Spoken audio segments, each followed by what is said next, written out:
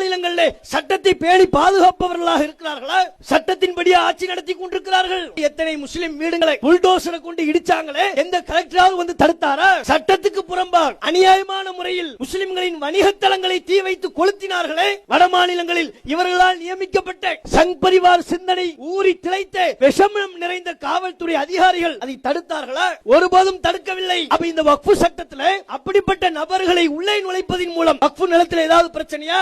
நம்ம அவங்கிட்ட போய் நிக்கணும். நம்ம ஜமாத்தினுடைய முத்தவள்ளிகள் அங்கே போய் நிற்க வேண்டிய அவசியம் என்ன? நம்ம ஜமாத்தின் தலைவர்கள் தங்கள் பள்ளிவாசல் நிலத்தை, தங்கள் மையவாடியை, தங்கள் பள்ளிவாசலுக்கு பாத்தியப்பட்ட ஏனைய சொத்துக்களை பாதுகாக்க அவர்கள்ட்ட போய் நம்ம நிக்க வேண்டிய அவசியம் என்ன? இந்த நாட்டில் சிறுபான்மையின மக்களுக்கு அவர்கள் நிலத்தை, அவர்கள் சொத்தை அவர்களை நிர்வகித்துக் கொள்வதற்குரிய உரிமை இல்லையா? எங்க சொத்தை நாங்க நிர்வாகம் பண்ண கூடாதா? வக்ஃபு சொத்துங்கிறது மோடிஜி நமக்கு தந்ததா? பிஜேபி கவர்மெண்ட் நமக்கு கொடுத்ததா? மோடிஜியினுடைய ஃபாதர் நமக்கு தந்தாரா? யார் சொத்து இது? எங்க அப்பா வீட்டு சொத்து, எங்க பாட்டம் வீட்டு சொத்து, எங்க முன்னோர்கள் எங்கள் நலத்திற்காக அவர்கள் தந்த சொத்துக்கள். அதை எங்களுக்கு நிர்வாகம் பண்ண தெரியுமா? நீ யார் அதுல தலையிடுவதற்கு? நீ யார்? அதிலேயே முஸ்லிம் அல்லாதவர்களை உள்ளே கொண்டு வந்து நுழைக்கிறாய்.